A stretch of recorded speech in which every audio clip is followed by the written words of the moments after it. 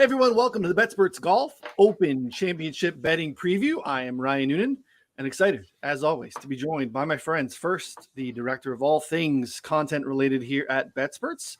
It is Andy Molitor. Andy, exciting times, last major of the year. Yeah, no, I'm pumped. I had a bad week last week, Ryan. Like my matchups, I saw so much value and I just didn't do things quite right or something. I've talked about this on shows before. It's like when I have my numbers right for the week, I'm excited to play like fringe edges because it's like, all right, if I'm winning on day one, I'm winning the rest of the weekend.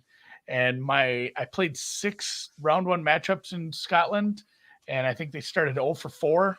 And then the last 2 weren't looking good. I pushed one of them. It was like the biggest push of my lifetime. Ended up getting bailed out by Xander. Hitting it outright does saves you a lot of shame when you're doing poorly otherwise. But yeah, Scotland was rough, and then it sucked because Barbasol was really good right off the bat. I was hitting stuff, and then I really didn't get a lot of chances to play round 3 and 4 matchups because of the nature of the weather. So weird week, but it was good to see the guys playing some on that turf, on that style course to get a little prep work in for this week. And yes, I'm jacked. It's this and then 3 poopers before we get to the playoffs. Which are sometimes a pooper, to use your term, of their own. But hey, you know what? You got a Xander outright. Like, I'll let you get in your feelings a little bit about your missed matchups. But hit winners. Geoff will hit winners, right? We'll take winners all day. Ryan, at the U.S. Open, I made a mock video promoting my betting card, mocking Phil Mickelson's press conference about apology, like whatever. And premise was like, I'm betting Xander this week. I'm sorry to the people who follow me. But having to apologize for betting Xander that week didn't also feel like it was unwarranted. Like, there are people who follow me, and I'm telling you to bet Xander Schauffele. Like, I don't know what, like, I'm doing it. And it's so funny to think a month ago I did that. And all the times I bet him, and now he's a winner. And last week there's a double freaking barrel. To not bet Xander Schauffele in a 36-hole Pro-Am at his, like, regular PGA number or 2 points short of that, what a dummy. And then we all talk. I mean, people betting Andy bet him last week. We were saying, it just feels like it's such a great, fair number. He's actually in form and he's winning. This is the number that we like. It was 18 you could have gotten last week. Like, this is the number they make you bet almost regularly with Xander in big tournaments. Now, this is in form Xander. And then there were Ryan, after he won that goddamn Travelers, didn't bet him. Now, all the stands, they don't come pick on me. Because, like, I'm a very pro Xander guy. They see that I've, like, put it down the well with him, drafted him first round in a fantasy league that I did, drafted Scheffler in the second. So, like, runaway. Yeah. You know about runaway? Like, bro, there's the Yankees, and then there's, like, what I've done. Okay? There. But after the Travelers, 365, we talk about their boosts often. The day after he won the Travelers, you know what they did? And they didn't take it down after a day either, which they'll do if they're getting hit hard. I've seen them take shit down after an hour. They put Xander 33-1 to win the Open Championship, essentially saying, you just saw him win Sunday. Like, I dare you to think he could do it again. Sorry, I'm getting worked up. I love Xander. It's great to see anyone close to the Xander program always said, watch what's going to happen. And it's like the players you always back, like, watch what's going to happen. You know, when they finally, like, get it, like, watch. You're all going to just be in shock and awe. And now it's shock and awe. To the sound, yeah, the only complaint is, like, it kind of feels like there's a lot of comps. It could feel like Molinari's form winning Carnoustie, where Xander finished second. Like, there was a wagon of form, just did it. You could argue it feels like Scotty before the Masters. People were like, number's too short. He's won too much. Did it. And the only, I guess, question now, the negative would be like, okay, but now we're asking for first major at like a 14-1. Like, that is a Scotty did it. But before Scotty did it, at least in our era of betting golf, that's like a rarefied air sort of thing. Like Day, DJ, but guys that you just knew were going to do it. It's scary to think Day only has one. I could do a whole sideshow on Jason Day, but he's amazing. I'm not picking on him if not. I don't want your stable of guys is huge. Like you have so many guys. No, I don't even know. I forgot you're a Jason Day I just guy. mean like I'm not picking on him. He won one major. If you know his childhood story, like that should be worth 7 majors. Like what he's Yeah. Anyhow, I don't want to turn this into a Jason Day thing. He's not even playing this week.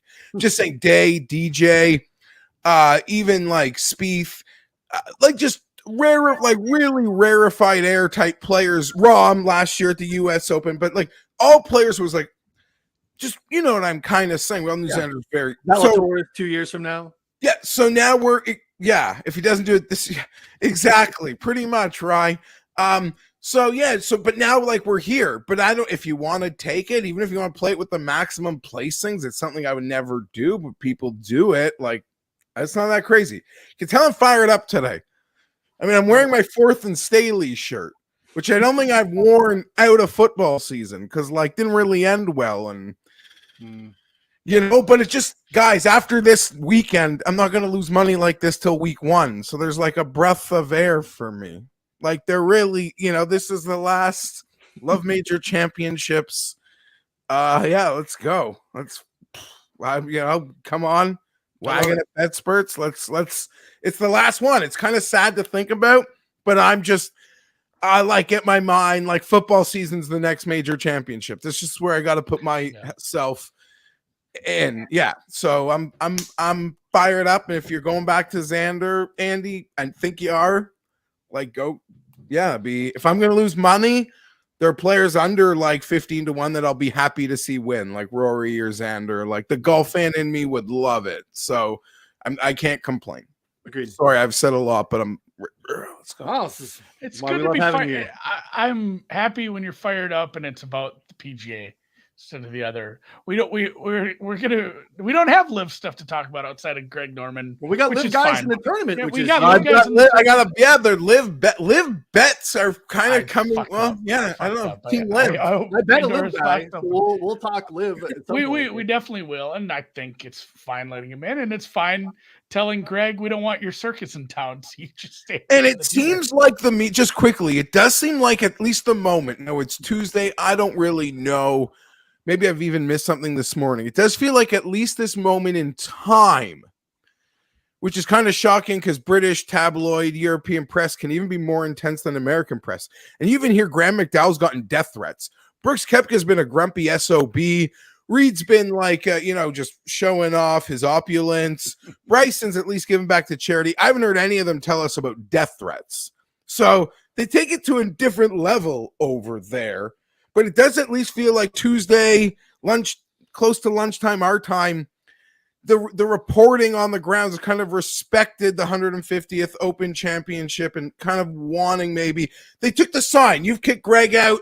Maybe that's a sign that we're all going to handle this differently this week. Maybe you've had your questions at a couple majors now. Last major, maybe because I haven't seen it like the non-stopness of previous recents. And that's what I'm fine with them. It just kind of made it.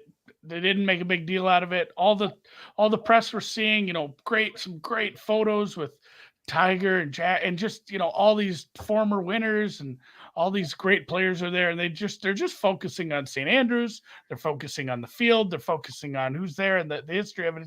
It's Tuesday at 10 a.m. my time, and I'm still.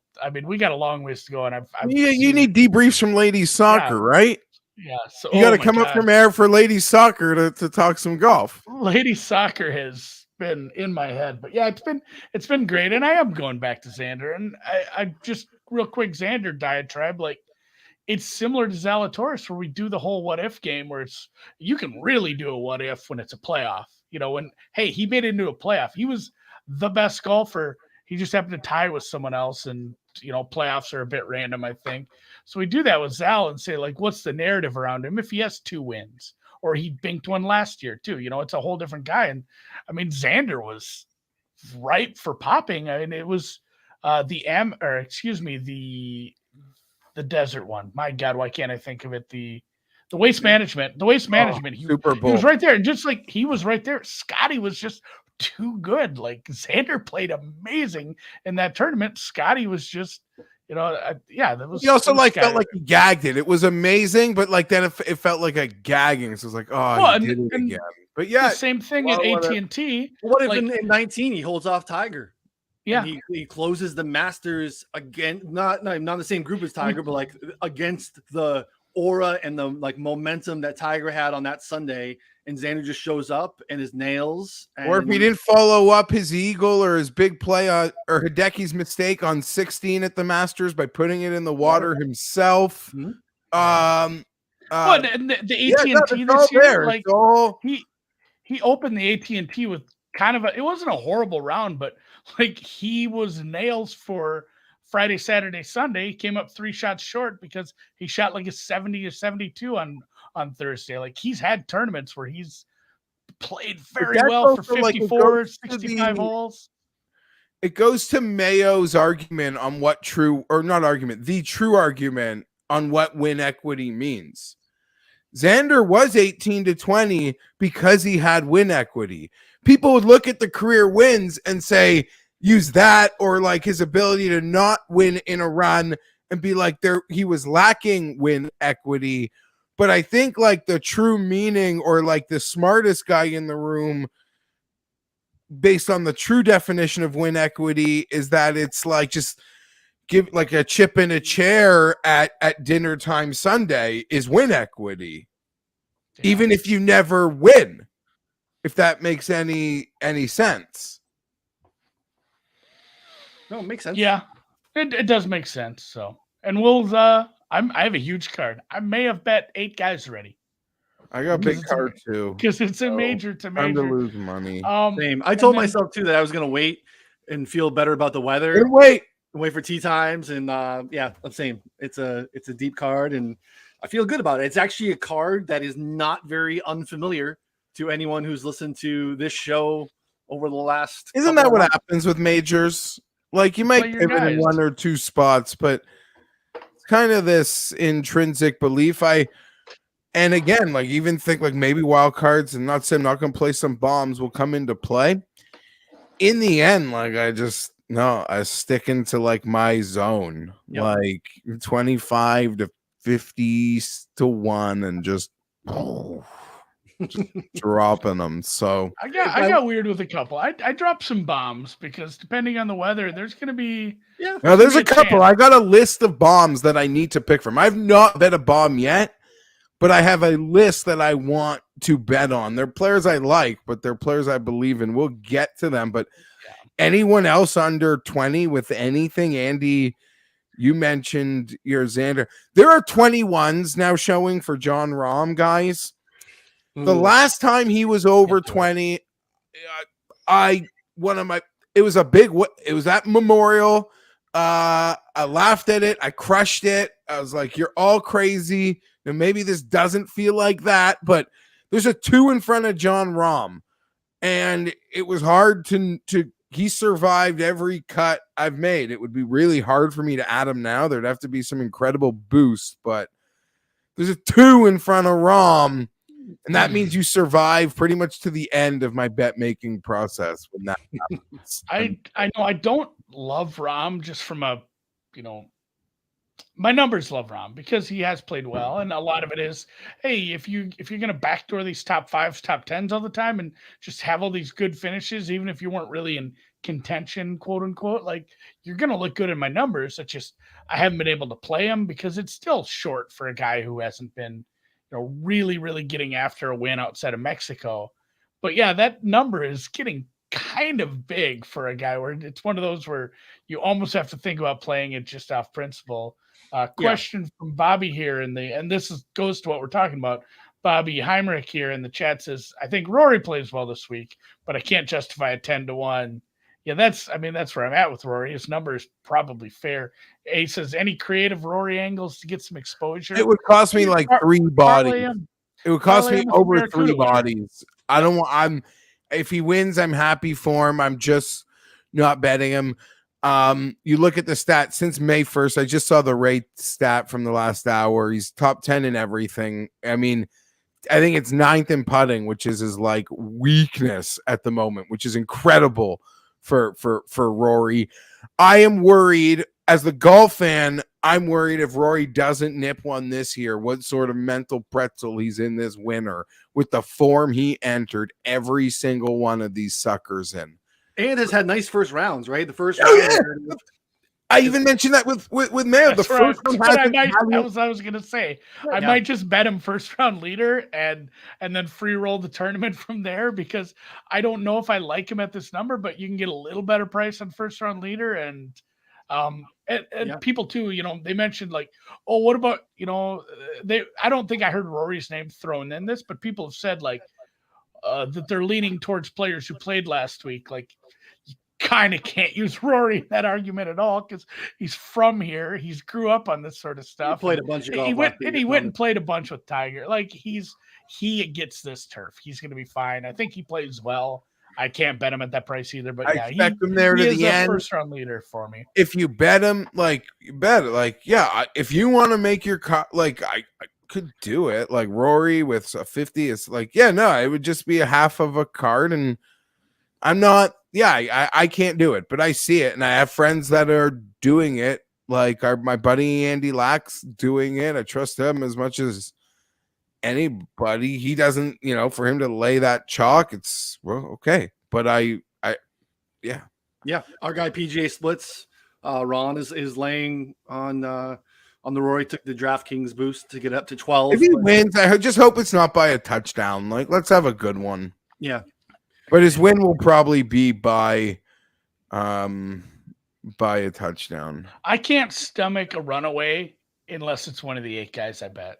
Then we'll be fine with it. Man, and speaking, just one last thought on last week, like Xander had that putt to go to 10 under, and I'm like, oh man, this is going to be a pretty sweat-free Sunday. And then an hour later, I think he's a shot back from kind of Kitayama, right? Or something like it.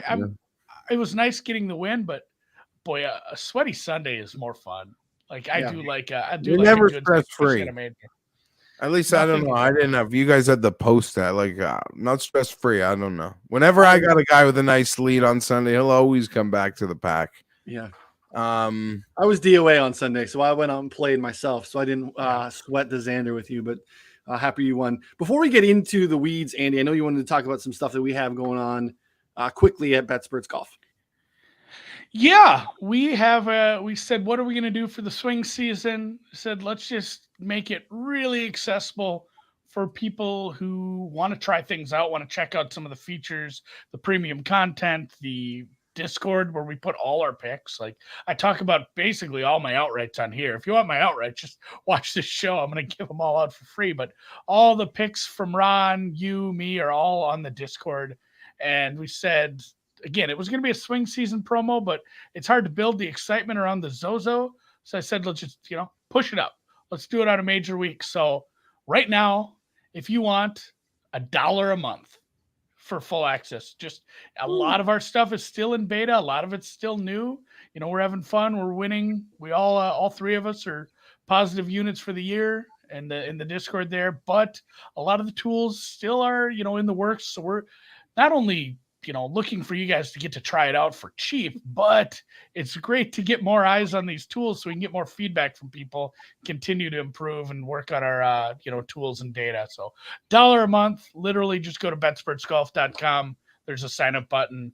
It's for the rest of the year. $1 a month for like 5 months.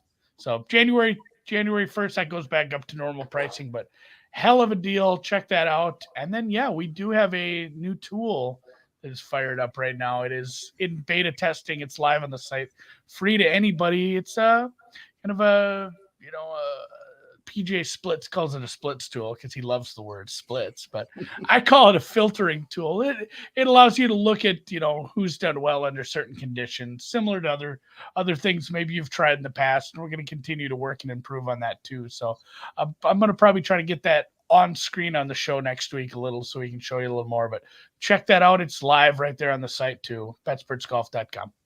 Yep. Awesome. And like Andy said, we just went live with it this morning. It's definitely in beta mode. Play around with it. Give us feedback. You might find some holes in it. We're already working on the second version of that to be really expansive and something that can be a core piece of your process every week. We're really excited about all the things that are coming there. So $1 a month is fantastic. Like all the things that Andy said, it's definitely worth it. And you get about 6 months of that. So, all right, some other guys that are south of 20, Geoff. Jordan, obviously, when we think about Open Championship magic and what it takes, like I'm not a Jordan guy.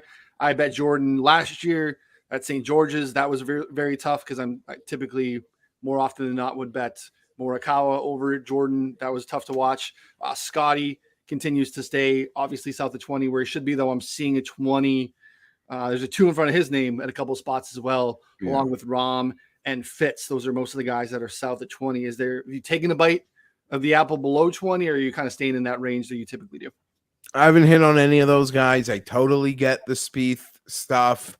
And if you bet him, people want to have it both ways. Like, to me, even going into Sunday, I don't care if he came like 1st or 8th. He kind of already showed enough that, like, if I'm betting him, like, that's fine. But, people want to pick on him, like, that people are ignoring how he finished or some blow-ups while in contention. I don't know. I'm just not there. I bet him at 40 last week. I thought, and I even said, I think this is a chance, like double next week's number, weaker field. Like, this is my swing on Spieth. I'll miss the Spieth win. And as I say, I bet him last week. So I'm going to say this. You can now remember, I bet him last week. I say this almost every major now. Don't want to see him win. Really don't want. There's not really many people in the field that bother me to win. There's so many guys I'd just rather see win for a first time than to see him just add to the collection. At non-majors, he can win as many as he wants. The moment I'm still anti-Spieth in majors. Couldn't agree more. Yeah, it's just not a guy I typically back. But again, like, would be surprised if he wins by a touchdown. No, because he's kind of got it in him. But anything for you, Andy? I know the Xander thing, as we've talked about, but I don't think you've shot anywhere else up here. No, Xander 16, 17. It's going to be a play.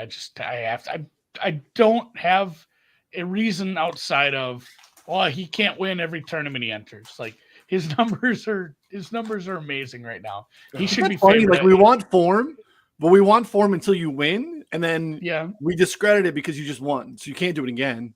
Which is like this. Yeah, but you still want form. But man, you saw some of those. Like, I watched them come home on the when things got real tight. Even when you had to stay down just one, the lag putting display is like unconscious. Yeah, it's like 80 feet to a foot. Yeah. I know which one you're talking about. That was there are multiple. There were a few of them, like just really long range, and then nuts. Like, he just really was stress-free. I mean, was stress-free Sunday, but those stress-free like 80 footers, man, I'll give a toe for one of them on Sunday if I have a guy. I hit like an 18 footer to a foot, and I was happy. It's just like if my leg putting from like 20 feet looks like that, I'm happy. I was gonna say hit an 18 footer to about 8 feet past the other day, and I was really upset. I had some nasty uphill lies over the weekend where I just picked it up. I said, well, I'm not going to embarrass myself in front of my kid here. But yeah, Xander is on the card. As far as short name, so like I said, and again, I don't remember this because I have the goldfish memory.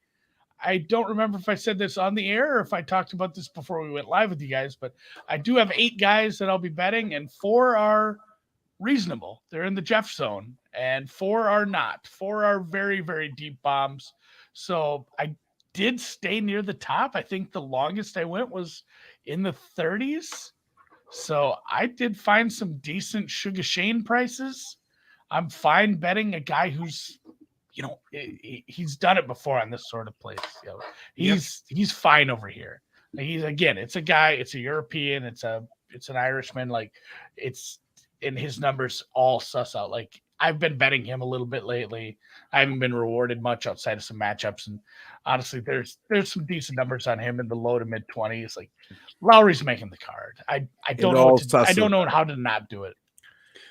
I know how to not do it because I'm not, but I do agree it all susses out. Yeah. And I even I know how well he's been playing. I stare at these odds every week. We do a show. I watch the golf, even in that team I told you that had those two at the top has Lowry on its back end and wagoning. Anyhow, enough of that. But the stats blew me away this week where I'm like, okay, I'm not crossing it. Like he's going to survive. He survived. I just didn't bet him. I bet other guys. I wouldn't shock me. I'm supposed to be prepared for it, but I didn't bet him. Going into the week, I was thinking Lowry would make the card because I do think that he plays well regardless of what we get for weather conditions, right? Where I think if it's just a spot where it's nice and clean and wedge play matters a lot, he can scramble a little bit. And then we obviously know if the weather gets completely wonky and sideways, that's how he won his Claret Jug. So he kind of checks the boxes no matter how it plays. So the only shot I took at the top was the same one I took last week. It did not work very well, but it's just a guy that I bet a lot. And if we're going to get into a spot where wedge play matters, like inside under 100 and hot putting, hopefully, I bet Justin Thomas at 22, Justin north of 20. It's really hard for me to avoid. I know he didn't look good last week at the Scottish, but again, as Geoff talks about, very, very easy to tell yourself a story and to discredit that if you needed to.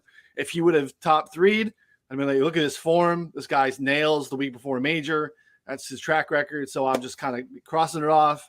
The back was bothering him a little bit the week before. He wanted to get some rounds in, played a little bit in the Pro-Am there on the weekend. He's ready to go. I know the track record previously has not been great at Open Championship golf, but JT north of 20 is just really hard for me to avoid. So took him there. That's my top of the board play. Well, Ryan, let's get after it, buddy. Justin Thomas, 24 on Bet365. There's a 25 on Cool Bet up here in the Great North. Kind of all the reasons. It's I have my amazing Willie Zalator 70-1 future. What am I worried about? Is that long irons are not like the wagon this week. That it really is that. Not to say Willie's not great at it, but Willie's strength, his strength is not gonna be there. His strength is that 180-yard iron that he's gonna hit to 7 feet, and you're like, oh my god. It's more of that anyway, the shorter range. I'm in on JT. I'm not even a JT stan. Bet him at the PGA.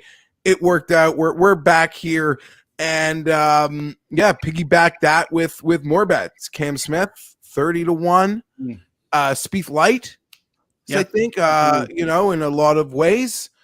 I think scrambling is kind of overrated in the big long form view. And when we're looking at courses that we play here in North America, it's just a different kind of scrambling altogether. Where there's not a stat that you just have to go on your perception of guys being creative and good enough. And Cameron Smith certainly is. So that was the next bet that I made. Big old generous fairways helps him too, right? We have some shared fairways here. I do think there's a little bit of the corollary with the Masters too, and that's something why Cam Smith is another painful. Okay, do you buy into what trends do you care about the most? Because we now are at an event where St. Andrews is the only other major venue, Ryan, that almost allows you to not a full Augusta approach, but it's really the only other major venue that almost allows you to has a long enough trend base that only the Masters has, I guess. Yeah. And I don't know. I try to not care about the Augusta one, but it's so mind-blowing. And the most mind-blowing part about it, guys, is the only person that doesn't qualify for the Augusta trend is Louis, who then has subsequently gone on to be a 5-star Augusta player, sans win. So there's no ignoring that. So anyone you're betting, I'm betting, guys, in some ways they do check this box. It's another nice nugget for Xander backers. And as well. So yeah, Cam Smith takes some criticism for how he's played in other majors outside of the Masters, but this one rings the bell. Rings the bell for me. Let's go. I thought Cam was going to be on Andy's card. I will play him top 20. I don't see him winning this one for some. I'm gonna have to go look back why I hated him. I've gone back and forth, and again, if we want to just talk course, it's been a little tricky to kind of figure out what is going to matter because you have all these. I don't know. They're not contradictory statements, but they build on each other. Hey, the fairway on this one hole is 129 yards wide. Like all these fairways are like 75 goddamn, like they're huge. You could land jumbo jets on here. Aer Lingus is landing on this plane, but at the same time, and then we have people hitting their club and it sounds like they're hitting concrete. So are you really going to be able to control your drives if you're just trying to piss rope it 360 on the fly? You're going to end up at the bottom one of these bunkers. It looks like the well from Silence of the Lambs, and you're not going to have any fun then. I'd rather have a guy that's going to hit it over the bunker than the guy that's going to maybe try to run it on that concrete. You take one hard nibble right or left wrong, and then you go right on the traj into the bunker. But so I did see quotes on that, though, Jeff. Yeah, I saw quotes where they said, like, I want to. That's where I'm at. I saw hit it over the bunker, and I know they're probably everywhere. But no, that's what I'm trying to say is they said like the people who can drive it over these bunkers, they're going to have trouble controlling how far it runs no matter what. And they hit it over trouble and it runs far enough where it finds the next trouble. Like these balls are running 60, 80 yards on some of these holes. This is a really stupid event to be betting the amount of money I'm probably going to end up betting. Forget like the variables on the Open in general, the wild card. This one does feel like they're playing a concrete that it's got, and it's really all they can do. They want to host this event here. It's got no defense if the wind's going to be down. They got to make it tough. I go back and forth all the time thinking for 8 months, like, I don't know, it's St. Andrews. It's like so old. You tell me the modern clubs, balls, players, like 2 or 3 of these guys aren't going to just break it. And then you always come back to like, no, it just won't get broken.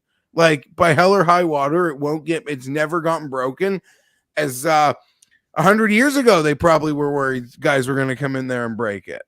In 15, we were worried guy was going to come in there and break it, and ZJ went. So yeah. I don't know. At this point, it's like that's Brady. Where the bombs come in, baby. At this point, it's Brady. Maybe we just have to think it's not going to get broken until it gets broken, and then we'll have the conversation about it. But I flip flop back and forth. I don't know what the right way to play it is. I just know you're going to have to be creative.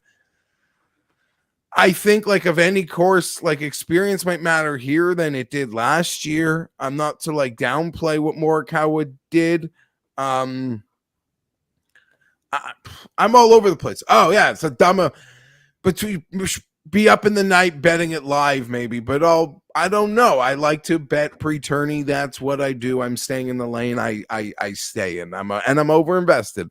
I do think it is the hardest of at least the 4 majors so far. 4 majors to cap because Augusta, I think the course history speaks to itself there. It's a smaller field because you can just cross off 40 guys. You think the Brooks angle the other 3? Sorry, we got absolute gems, I think, in Southern Hills and in Brookline, the country club. But we kind of know the profile of player that wins a PGA and wins a US Open. So it's very easy. Like Geoff's talked about that a lot. Like, look, these are the guys that win here. This is the type of player profile that wins. And this, because you look here historically of what's done well at this course, at St. Andrews, distances matter a lot. But then you look at some of the other courses in the Rota for the Open, and it's been more of like driving accuracy and guys that can scramble and some of the, the wizardry. So it is kind of wild. And then you have Zach Johnson pops up. So it is, I think, definitely the most difficult major to cap. Wild card feels in play. Like if a wild card wins, you're just going to be like, okay, that makes sense. Like that Kevin Kisner player profile can be great here and, go toe to toe, I guess, with your, super elites. So I don't know. In the end, I just chose to play it how it seems like I play every major, and if I get got by like something crazy, I get got. Now that being said, like Andy, I'm sure we're all looking forward to throwing out our 100 to ones. But yeah, so the Camps I didn't play wagon that short. and I'm on the Cantlay wagon. Back to Cantlay? Yeah, I got that. I thought did a recording for something on Sunday. There were 33s, 35s. I'm like, this just seems fair. The results are the results. I don't know. How can you argue with the results other than you'll throw the master or the major stuff out at me? But I could not stay away. He's coming in at nearly double the odds of Spieth and Schauffele, and his recent form is 3, 14, 13, 4. I don't know, one of the better scrambling from 30 yards and in. Putter seems to be coming. I'm not one of these guys that looks at the other majors as this guy's a major loser. I've seen that he's won at Memorial twice. You're not like incapable of winning at like a very stout venue against the best field in the world. So I'm just back there. Yeah. So those are the 3 bets I got inside of 40. In the playoff run, Cantlay as well. You got Cantlay as well? Yeah, I didn't get as good of a number as Geoff, but I found a 28 this morning, and it was it was the same kind of reasoning as what Geoff just said, and yeah, he's again winning a major is hard. Winning any golf tournament is hard, but he does have wins. He crushed last year at the playoffs. Like he just found his zone. Like Geoff said, he's won at Memorial a couple times. I'm not super excited about a Zozo win, but the guy has won tournaments. The guy has competed. And like, just if you want to do the thing with form again, his form is fine. In fact, his form is probably top 5 in the field right now. If you want to start, using things outside of wins, just finishes, total strokes gained, at DK points, get nuts with it. I don't care what metric you want to use. He's probably top 5 in form right now. And yeah, his numbers should probably be in the low 20s. If the season went where like in a way where Xander continued what he did and he didn't win the Travelers, and like what Bet365 did after the Travelers, I'm so mad at myself. And probably I know a few guys that did it. Just like that's the best number. Like that's a number. But if it was like flip, like Cantlay went on his run and he was 14, 16 and Xander was 32, 30, 20, I'd be like, I think I'm in on Xander. Like I'm at that, like, yeah. And it wasn't long ago where Cantlay was just down in that range. So I think it's incredibly fair. Cantlay, Cam Smith are I think like just very fair numbers that check everything for me. And Justin Thomas, I love betting on like a super elite talent in a major. Like I'll just like it's part of my major betting profile. We're gonna go with like one big boy, and in this case, it happens to be the drifted elite, like the most drifted elite. So I'm happy to do that, and those guys. Yeah, I don't know. I like it. Can't win, but I don't know how to defend Cantlay anymore. Like I don't really want to either because I don't like the guy and he's annoying to look at when you don't bet him. But there's like the Cantlay, and he's like the Cantlay issue in the short term. Again, like, and I get it. You zoom out and like think about just kind of who the player is and not getting locked down into any statistical modeling on a short term basis that you can manipulate to tell yourself a story. Last 36 rounds though. 104th in the field in 3-putt avoidance. And that matters here because we have monstrous shared greens. So you're going to leave yourself with a lot of, lag putting is going to be massively important. He struggled with that of late. Maybe that changes and has not been great from like 125 in with the short iron stuff. Again, that is a small sample that is, getting a number close to 30 or in the 30s on a guy that has his pedigree. It makes sense. That's kind of why is not popping for me, I think. But I get it. And I also he's just not a guy that I bet. And I just friggin' bet nothing but guys that I bet literally all year and over the last 3 years this week. And feel good about that type of card. I do not have Geoff's future on Zal, but I took Zal at 33. There's no shot in hell that I'm going into a major without Zalatoris. Basically, especially if he's north of 30. Andy, you probably don't have room to jump on the Zal train, or did you? Top 10. I am going to have a bigger card than I usually have because it's not. You should never bet this way. This is horrible betting advice, but I'm up on the year. Like, I think you get. It's like when you're looking down at your chips at a poker table. You play differently when you're the short stack. If you have won and you want to have some fun and you think you have some value, I'm going to play as much stuff as I think has value. I've talked about this before. I don't think I'm as good at top 20 betting, top 10, 20, 40, whatever, as you and Ron. I struggle in that a little more. I kind of want to start evaluating how I'm doing that, but I'm definitely going to be adding a few of those. I don't do that as much. So Zal is going to be a top 20 bet for me. I don't have room for him on the card. I missed the good numbers on that. But again, real quick, back to the win equity thing. Like, I'm looking at Xander and Cantlay, same guy. It's the same guy. Like, Cantlay, win equity. They can't win. You They cannot can't win a major. off Can't win of a major. And it's just like, what if Cantlay had won, these a few tournaments over the last few weeks? Think about what's happened in golf in the last month. In the last fucking month, okay? Fitzpatrick, this dweeby guy that, like, some people want to never bet because I don't like how he looks and he never closed, gets his major, and then Xander has his, like, run. You cannot, using that guy can't win, or that guy's, like, unless we're actually talking about, like, a bad player. But in terms of, like, the quality of players that we're in that betting zone from, that doesn't fly. Like there's a lot of reasons to not like Patrick Cantlay. To think he can't win the big one or doesn't have the balls for it or something like that, that's not the answer to why Patrick Cantlay can't win. No, I would never. I know. I'm not saying you're saying that. Using that. No. I get what you're saying. I'm just saying, but I also get it from the standpoint, like, it's so hard to decide who you're going to bet on. Like, by hell or high water, I got to cross off names. If I think a guy can't win, then that's why I'm going to cross him off. Like, you got to get your list down. Anyway, I'm just saying what we've seen with Fitz and Xander, despite what Ryan just said about him, like, he gained strokes putting, finished well in Scotland. Like, he, despite not actually probably playing his best, he top 5'd last week. The greens are going to be similar as far as the surface. Like you guys have both talked about this. They're massive. Like, you could build a house on some of these greens. It's bigger than a lot of people's yards. The double greens and whatnot. But it's funny. So I will say quick, I did bet Morikawa too. So of my 4 reasonables, it's like I got the 2 guys who just can't win a major narrative, and then I got 2 guys who've actually won here before. Love it. Not here, but I've won this major. So Morikawa is a guy I shit on a little. I won't spend much time on him, but I shit on him over the last few months. Just said his number's too high. He's not playing at the elite level, but great. It's like 35. What are you going to do?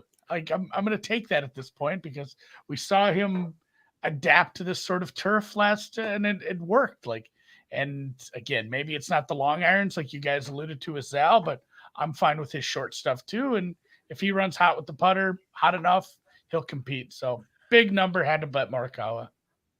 Didn't bet him. Will feel like a moron because I bet Cam Smith and Cantlay, and Morikawa's at the same or bigger. There's a 365 boost.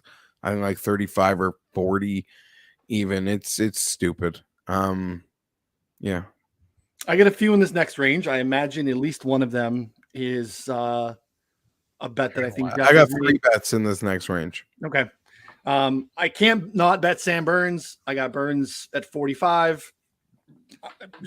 I bet Sam Burns, and Sam Burns can play link style golf. Has fared well, did not fare well last week at the Scottish, but has in the past. And Sam Burns is the guy that I bet, and I'm betting guys that I bet this week.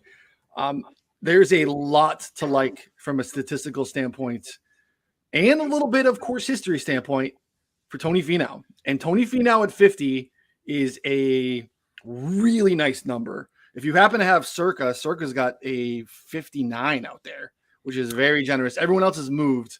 DraftKings came out right away with like a 35 on Finau. So I love Finau. I think it's a great number. I will obviously back it up with probably a top 10 or a top 20. But I think that number for him right now is a great play with anything that you think is going to matter this week. Par 4 scoring. We have 14 par 4s, 3 putt avoidance. He's top 5. Strokes gained tee to green. We know scrambling and around the green is noisy. Recently, he's been terrific. Like good drives, distance, everything that we want is Tony Finau, Geoff. Tell me you're on it. Yeah, I'm on Finau. Monday, 66-1 on Bodog out of the gate Monday. 55 also for some re-up action. It's not gonna be a Finau party. Finau's like your alma mater is in March Madness. Like you're betting on them to win the tournament. He's a guy. And something happened with Fleetwood where he became kind of unbettable for me this week. So Finau gets my like friend of Feinberg money. And the fact that people who I trust, like yourself and others who like are not Finau stands by any mean, that can be Finau like detractors, are positive and betting him this week. That's got me really excited. Samber's the man. I'm not betting it. I just think he's the man. And who's your third in this range? 55 on Decky. Yeah, we're together on that, buddy. So Decky for me.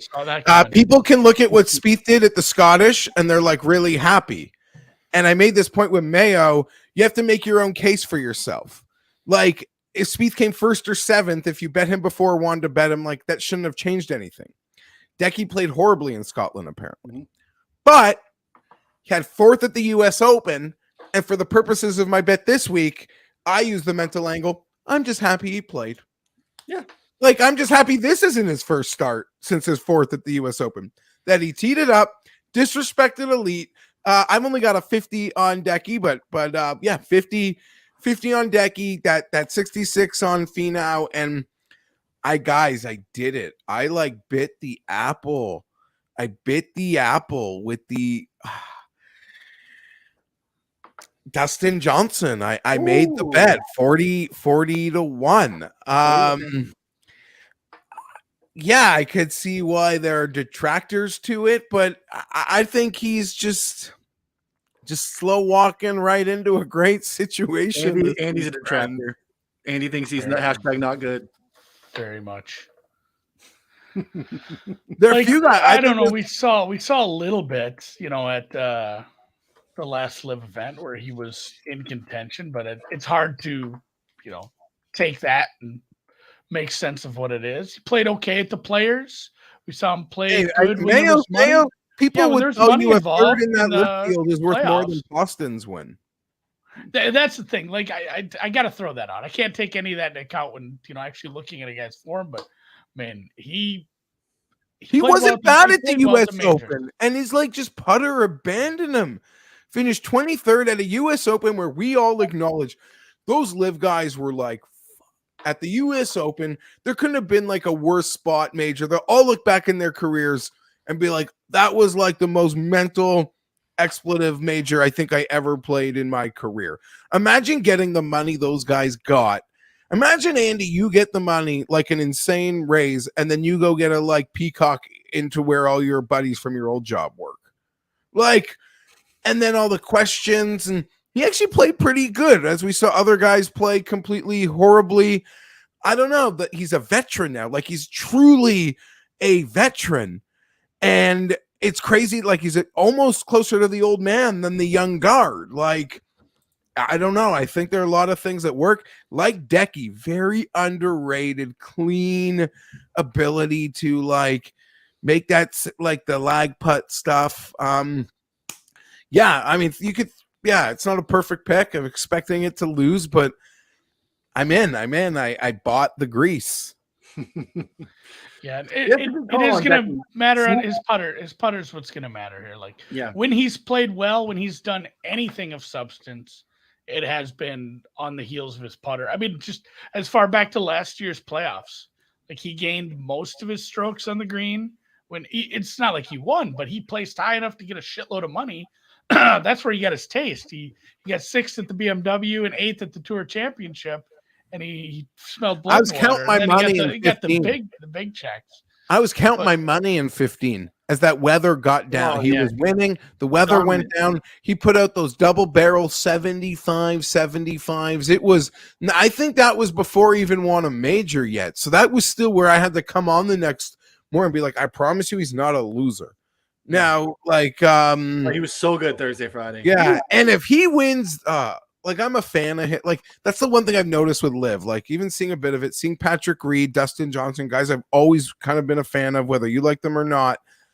I'm still a fan of them. Like watching them play, I didn't like look at them and be like, I don't like you anymore.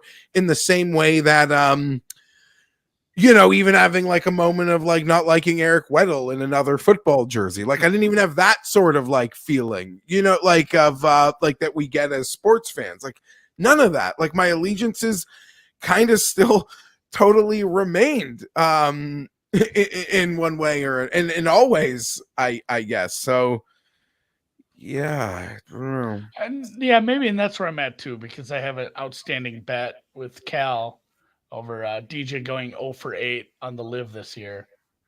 He still didn't. See, that's fair. I don't know. Still just because I look at the stats, it's like this guy is going to have to win, and you know what? He's going to have to just be like one of those guys who gets hot with his putter, and the rest of his game is just okay enough, because the rest of his game isn't showing me enough to say this guy can win a major championship. So I'm probably just never betting him again outside of live if the number finally gets big enough.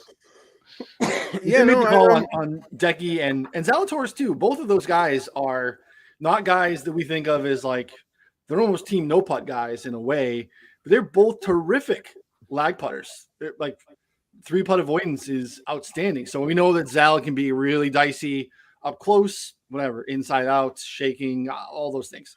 Zal, lag putting, terrific. I'm obsessed with him because I think he's like condition proof in the sense that if it turns into like a -6, -8, like some classical open. Now, St. Andrews, even if it blows wind, they'll still get to like 15. It like sure. Even if it's windy, they'll get to a number. It's not going to be like stupid. Yep. Now, if there's a but yeah, Zalatoris, I'm happy with him at Birdie Fest. I'm happy with him in a grind, but I don't know. So who's got the biggest numbers? Who's got the biggest numbers here on any guy? I got one more guy that's kind of in this range now, but he wasn't when I bet him. Homa. Absolutely. Yeah. Oh, yeah. And again, like last week, Homa had you 80-1 on MGM as a Sunday, and I know they're futures at 100 or probably even deeper or 90s. Yeah. Yeah. So Homa was on the wrong side of the draw last week of the Scottish and balled out. And I don't know, I think he's awesome. You look at his statistical profile, he's literally gaining more strokes in each category. He's positive everywhere across the bag, and he's up over his best anywhere else. Like he's just so yeah. Awesome. I love him. We both had him when we got Wells Fargo. I've bet him elsewhere. I've used him in plenty of matchups. He always grades out high in everything I do. I couldn't bet him because I missed the number. Sure. And I hate when I say I have to do that, but then I saw the draw. He's not going to play well. Like there's no chance. Yeah. You like it's so stupid. It's a terrible narrative. It's me justifying not betting it. I agree with Andy. Sitting walking 36 with Eldrick. Good luck. Do you remember when he won Riviera? He won Riviera, and then it was if he wins Memorial, be like the Riviera Memorial like thing will be the coolest thing ever. Like to have both of them. Actually, I take that back. The coolest thing ever would be to get to group with Tiger Woods on Thursday and Friday, and then win on Sunday the 150th Open Championship. You just retire at that point. You just retire, become the commissioner of the PGA Tour. That's literally would be his calling. Never have to play again, despite the fact that he like makes the cut on the number or something in Scotland, and then he goes to play Friday afternoon at a course he just wants to play because they had an open tee time, and it's hard for even these guys to get a tee time. So he's just obsessed with sport, and we love him. I think if he wins, make a movie. Make a fucking movie, Ryan. Like I'm kind of, and I'm not a guy that's mad he missed the number because I don't think I was ever betting him despite being such a fan or stan. I kind of am closer though, agreeing with Andy. Like I don't want to bet into that. I get it. Into that. I like the movie idea. At least you got your point. Sorry, Yeah. Weema, we're making a sequel called the real greatest game ever played. And it's Max. And I do think he competes. He is somebody I probably will be using plenty in matchups if they give me the right kind of matchups with him. But I missed the number. I made this as my. We used to do this on the deep dive for NFL every year. We'd do New Year's in August and say, like, what did I fuck up last year? What should I try to be better about? Like, I remember 5 years ago, we were like, what's CLV? We should track our plays. Come a long way, but we've always come up with good stuff. And for me, I'm just horrible about betting futures on majors. And I have the worst FOMO seeing these guys because it's like, hey, it's January. I really think Scotty's getting it. And they bet all 4. It's not like you have to win 2 to make your money back. Literally just get one of those. And not only are you getting crazy value compared to where he was at Augusta, but like the Zal numbers, I get it. They didn't come through. But you got crazy. You still do. If you have a Zal number in this, you have a crazy good number compared to the market. The Homa numbers, there's people 200 to 1s on Max from back, probably even pre-Wells Fargo. So that's something I got to get better at. It sucks for content. I've said this before. Like, I hate to tell you guys, like, hey, unless you saw that one show like 6 months ago, or you caught a tweet that I sent out in like February. Sorry, you don't get this. But for my my pocketbook, I think I do want to get a lot better at this. So I will not cheer against Max Homa because I know enough people that have crazy ass numbers on him. Yeah, that's what the Discord's for, though. We can post the official pick in the Discord, take advantage of the $1 per month, and get that pick in as soon as we make it. Yeah, I mean, I'm just, again, I'm pot committed with Homa. At the same time, like, he's paid off, so it's not like there's a guy that every time I watch, I'm like, damn, he's got. And just statistically, I love seeing this improvement. He feels like he belongs there. 80 feels disrespectful. 90 felt disrespectful. So now, obviously, that's shorter. But I get not chasing him into the Eldrick bubble. And all the storm that's going to bring. So bomb time. I have 3 north of 125. Geoff, you go first. What are your bombs? I want to hear yours, buddy. What do you got? You say me or Andy? Geoff. Okay, so I haven't made a bet, but we're now down to like a 5-man list, and I'll throw on like 2 or 3 of them. Okay. Leishman 100, Adam Scott 100. I don't see not betting Adam Scott 100 because I said at Christmas there's one magic veteran moment this year. It's going to be from Adam Scott. Peters like 130, 140, Woodland 130, 140, Reed 125. So there's 5. Yeah, 5 guys that I'm looking at in my bomb aspect, and I've kind of haven't bet any bomb yet. So I got bombs to bet. Who you guys got? I got one of those. I bet Leishman at 125. Okay, great. Yeah. Seems like it makes a lot of sense. Even Scott 14th at the US Open. He really only cares about majors. If he wanted every bag in the world, he would have taken a live bag 3 months ago. Shocked he didn't, to be honest. It's kind of shocked. You almost at the end of each major, you're like expecting that live announce tweet. Yeah. And if it doesn't happen after the FedEx Cup, you'd be totally like flabbergasted, to be perfectly honest. But yeah, and the other Peters, Ceiling, Woodland, I just love in those form, and Reed, I don't know, his grinder just looks like yeah. So there, yeah. What you got, Andy? I got some real ugly ducklings. A couple guys that played real bad last week, but they're my guys, and if I put enough numbers, it just doesn't make sense. And again, maybe Chileans weren't meant to play on the Scottish turf, but Mito at like 2, it's like 200.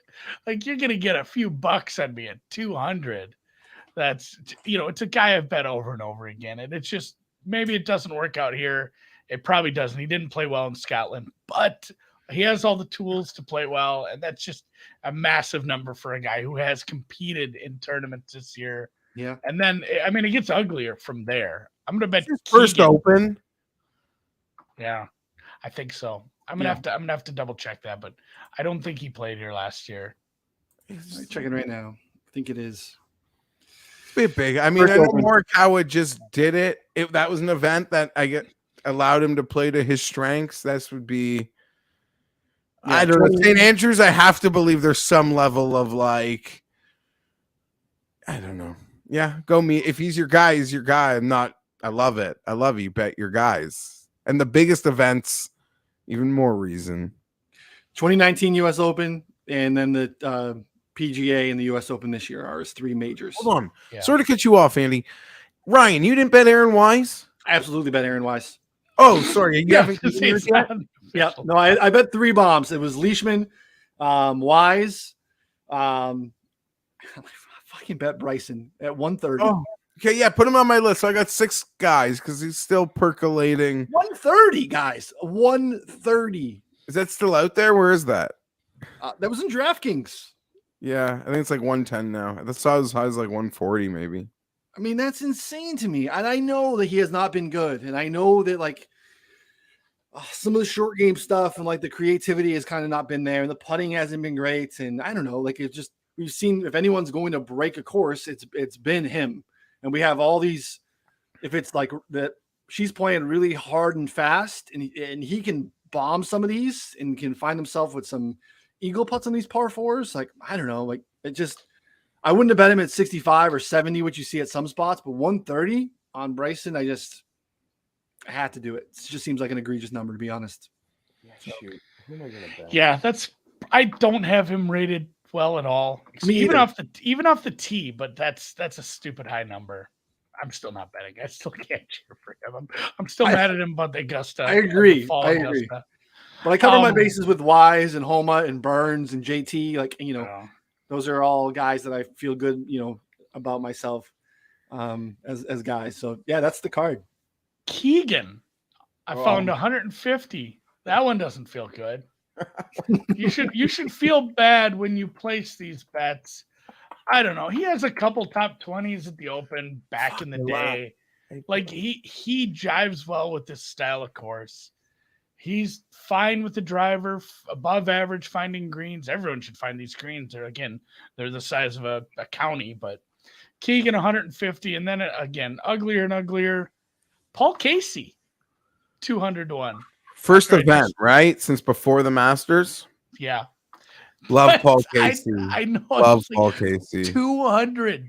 I'll prop that. I'll play that in other ways. I'll have money on Paul Casey this week. Second to Louis last time. Not that really matters. I would have probably really considered making a bet on him, even at maybe a bad number. Yeah, but like no events played in months. That's tough. No. But I'm not comparing them. Like, remind me. Like, I didn't even really follow it or look at it. People were like running to bet Penrith last week. You didn't like playing months. Yeah. So really, like, you need like even a senior tour. Not to say that he could, but any even like one live event, I'd feel a little better. Like tee it up. No. Okay. Good luck. Have fun. No, so Casey and then Russell Henley. Yeah. That one I don't hate. 225 this morning. No, excuse me, 250 at Bodog Bovada. I was looking, I'm like, God, if I get like a 150 on Henley, I'd probably take a punt. And I see a 250 and had a little giggle. Said, well, this will be fun if he's in contention. I haven't had I was going to say it was Smalley. Alex Smalley was my last bomb that actually had some contention to him. Those are fun. Even when they don't come through, like the thrill of seeing a guy with a triple-digit price, even on Friday, especially once you get to Saturday, then it starts to feel like you're sweating. But it just feels like I'm doing something right. Somewhere along the line, I picked something right. So. Yeah, this is disgusting, and I wish this part wasn't even on the air, but I'm going to share it. He's not going to get an outright bet, but I think there's some really people get huge numbers on this guy to even top 40. Emiliano Grillo is 450 at circa. Some people will tell you that there is some corollary to John Deere and Augusta. Why? Because Zach Johnson with like. Is that uneven fairways. There's some guys that have done well.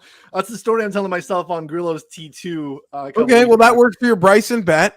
Yeah, right. That works for my Bryson bet too. He can't figure out Augusta because they wouldn't give him a greens book for years. But off the tee's been really good for Grillo, and we know that the irons can be hot. The putter is typically pretty awful, but again, I'm not betting him at 450 to win. That's a crazy number.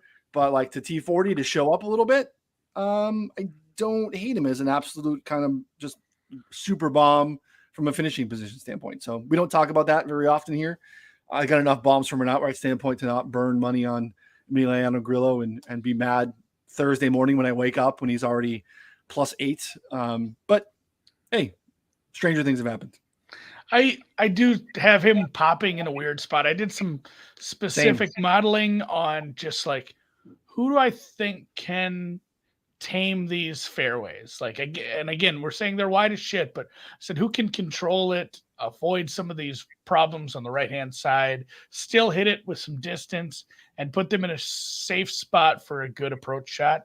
And Grillo came up number 1 for me when I did this. And I said, well, what is going on with this? Because I don't have him very high for form. You know, it's not like he's a bottom 20 player in any of this, but like form, middle of the pack. Irons, again, higher up, top 30, top 40 for that when he's, you know, on his game. And then 3-putt avoidance too. Yeah, his course fit, it's above average when I start plugging that all in. So he is, T12. it's funny. T12 at Royal St. George's last year. Yeah, you brought him up, and it's funny because he's on my short list for top 40s. Yeah. Like, I will be playing a top 40, the best price I can find on all 4 of my bombs. And then I'll probably be adding 2 or 3 other ones. Like I said, more top 20, top 40 bets this week, which sucks because I've got tonight after the deep dive, getting in the truck, heading to that Casey's across the border. We don't have top 40s in the offshore market for the most part. Put the kids to bed. Get in the truck. Heading to Iowa, guys. Daddy's going to burn some cash. Yeah, I was trying to think of the nice way to say it. Although, yeah, hey, shout out. I did figure out how to get money out of Circa. Super easy. Nice. Like, remember I said anytime I've won money on a legal book, it's betting through somebody else. Just like, hey, Venmo me your winnings. So this one, they just hook up with your bank account. It took like a day. Shout out Circa. That was awesome. Yeah, no, I haven't really had an issue. My most annoying thing in this like crazy landscape is I've been on sites I'm not even winning bets. Like I've never even cashed out. I've been like axed. Like they won't let me because I think they realize like live betting, like I'm always getting like an amazing number. Yeah. So they're like, this guy hasn't won, but he's clearly like way ahead of us. So we don't want him. But here's a public service announcement. The only loser by blocking me from your account book is you. Like, no, like, are you kidding me? Like, are you kidding me? Your loss. No, that's like, it just shows you how like this landscape of the sportsbook, they don't even know what they're dealing with. They don't know who's a sharp, who isn't. They like are so quick to just axe people or limit people, and they don't have a clue. Yeah, I'm the last person on earth you want. Like, just roll it on to NFL stuff. Like, come on, man. Come on. Get out of town. Yeah, CLV will get it done, even without wins and losses. CLV will get it done. That's caught me in football a little bit. But yeah, Circa is a great place to continue to grow, and that's kind of their MO is they won't limit anyone. They feel good about the numbers they post, and I know Circa's coming to Illinois here very shortly too. So I'm excited about that. That's what I'm the most happy about. That is when I do bet in the legal jurisdictions. I've won my outright at Circa, and I've lost every outright I've placed at DraftKings or FanDuel. So I keep them happy. I don't know. Maybe I'm getting the better of the number there sometime too, but at least I'm continually losing all the bets I place and keeping them at happy. But also just like I have not had to complain about a sports book in a long time. Like everybody's been really fucking cool lately. Bet US, which I did not think very highly of from us. I think they've made some changes in management and stuff, but like they cashed out Bitcoin stuff in like 6 hours. Like it used to be BetOnline was the only one that would, cash out quick. Everyone else was a days, weeks for some of these places. But yeah, like they got, this is up in your nape of the woods there, Geoff. Shane Wright to go fourth. Well, what? That was my My, I Wow. know somebody just tricked me into placing some bets on that. So I'm sitting at a restaurant with my wife, and she's like, "I didn't even know you liked hockey. Like, you're really into this draft." I'm like, "Yeah, I only need to see like the first 5 picks. I have some weird numbers on some things to go wonky Okay. at the top." Do you like have another minute to tell me like what is the book's response going to be to what like how are they going to fight back to the draft guys that really took them lower for a, limits. like what is their move going to be? They're not idiots. They like but they got on these drafts and they know they got and they're not going to let it happen again. Like everything's going to be like the hero challenge. Like everyone's odds are just going to be short. Like, I don't know. Yeah, What are they going to... You saw it during it where they increased the hold to like, 80% on some of these markets where you had your 2 favorites to the NBA where it was Paulo and who was our guy Smith But there. they're going by mock drafts, like those I know, initial lines, like they're... They really are. But I mean, they increased the hold where there was other people in the market, but they had it minus 140 for one, minus 110 for the other.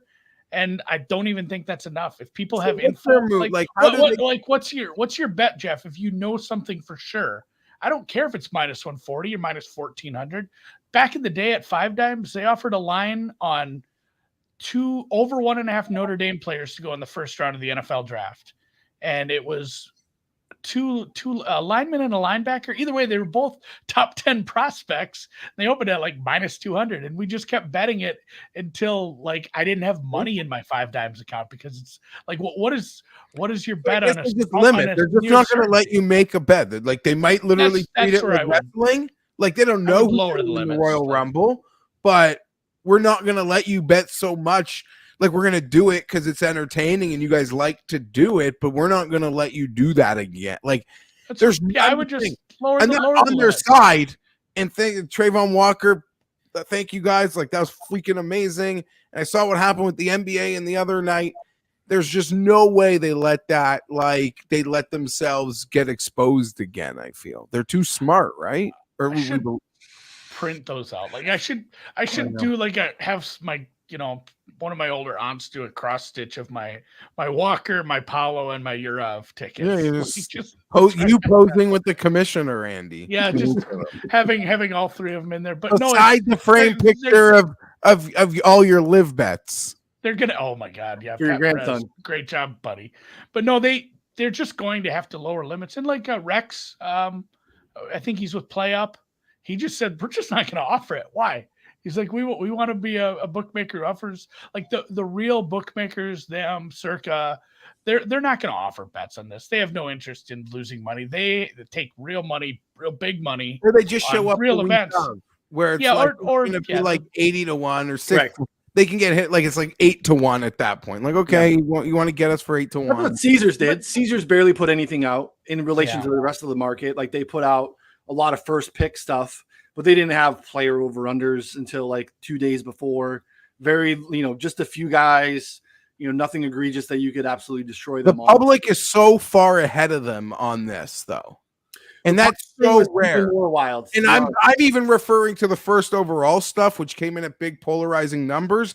But to your point, Ryan, like the numbers, the ability, the over-under stuff, like the public is just so much more ahead of them on it at the moment. And that's so rare in at least like the world of this, like house versus public or versus, right? Just the people. So yeah, just the information markets are such a different game that they just don't have an edge necessarily. Whereas they, always kind of have the edge, right? And the game still have to be played. Whereas like we had 48 hours out, multiple really strong sources on Paulo being one, and the market just told you it wasn't true. And then those just kind of get reaffirmed. And it's like, well, what do we do with this? Like, we just have to continue to hit it. Like, how many times I looked at, like, I had like 22 bets the morning of, and 7 of them were Paulo one at different prices. And, so I hit a bunch of stuff the morning of, but like Andy said, when it's right, it really doesn't matter if the market just keeps bouncing the wrong way. It's like, we're in the same spot with Trayvon. So like, yeah, I don't know. I hope it comes again. It's the best. Yeah, I doubt we'll ever have a year like this with the drafts being this wild. But like Geoff said, even the over-unders, like I won all 3 of my over-unders in the NHL and the NBA. It's like 6-1 on those.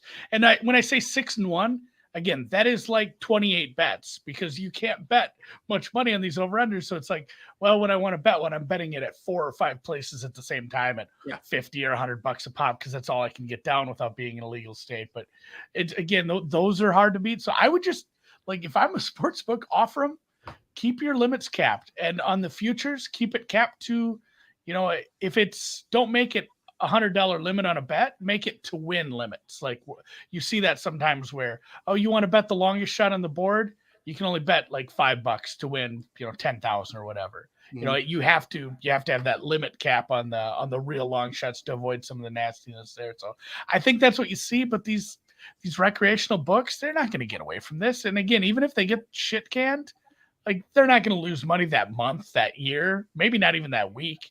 Like they're fine. A lot of it is probably just good PR. Like, oh man, you guys got us so good this week. Like we're gonna use this in all our social and all our media now. And there's no such thing as bad PR. And those, they're gonna get that back in same game parlays on one fucking baseball game that night.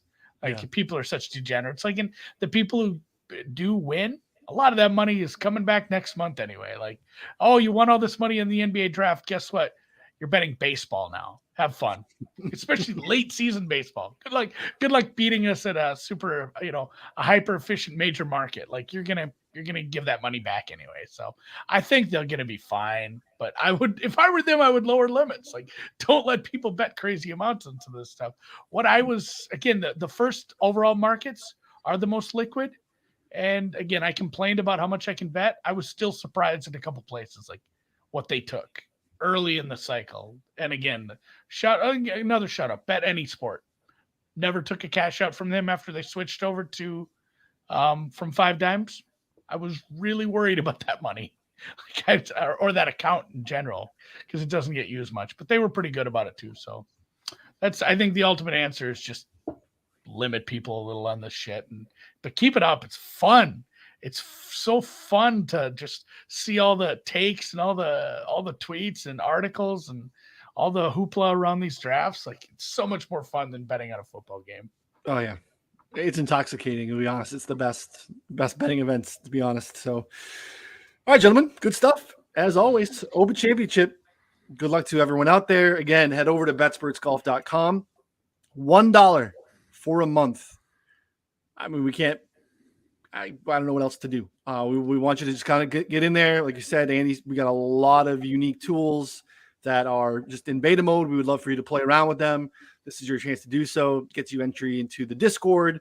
You get all the picks, conversation, talk with other like-minded folks around golf betting where, you're talk to your friends about Emiliano Grillo. They'll scoff at you. Come into our chat and we'll meet you with where you're at and help you. Welcome arms. Yep. It's a Grillo safe zone. Safe spot for that. So, Geoff, what do you got going on this week? I'll just end this show by saying full disclosure, because we all remember the beauties. Last year, I bet Colin Morikawa to miss the cut. So, like even last year, Christmas, someone wanted like a write-up for the staff, like what was your best bet of the year? And I was like, I don't remember, but I remember my worst bet of the year, and I want to write up that. Like, that's the one I'll happily write up. Like, I'll laugh at myself about it if you want me to. So yeah, I bought into that tweet with that whole like, his clubs. He wasn't. I'm not reliving it. I don't want to relitigate it. When he did like make the cut and was contending, I was like, I think he's gonna win. Like. He got over the thing that I said he's going to miss the cut when it looked like he was fine. I'm like, oh, shit, he might win. He won. He's the man. There's 40 last year. There's 35s again. I'm going to feel really stupid on Monday. Live bet, Geoff. I bet like 3 missed cuts. That's Thursday. I bet like 3 missed cuts all year. I bet on Burns to miss the cut at the Valspar. Not only is he one of my guys, he went on and won the Valspar as well. So he was spraying it at Sawgrass, didn't like what I saw. And he went ahead and fixed that real quick. And I try to stay away from those miscut bets. So, all right, gentlemen, appreciate it as always. Again, YouTube podcast form. If you were catching on one, you can find it on the other. And we'll be here again, even though we don't have a major championship next week or for the rest of the year. We'll continue to ride this out here with this group through the playoffs. So we'll be back. What do you got, Andy? I have media credentials next week. I'll be on site. Oh, boots on the ground. So boots on the ground for the prestigious 3M Open at TPC Twin Cities, which is just an embarrassingly easy course. I can't imagine if they ever got like a really good field, somebody would just rip it. I mean, even like it was a Cam. One of the Cams won. There's too many damn Cams. It might have been Cam Davis. Cam Davis. Yep. Cam Davis beat Louis in Vegas. It was tight at the end, but again, they shot like 20 something under. So boots on the ground next week. Check out the DFS show today at 2. We'll do a roundtable tomorrow at 5 Central, and see ya. Enjoy the Open, guys.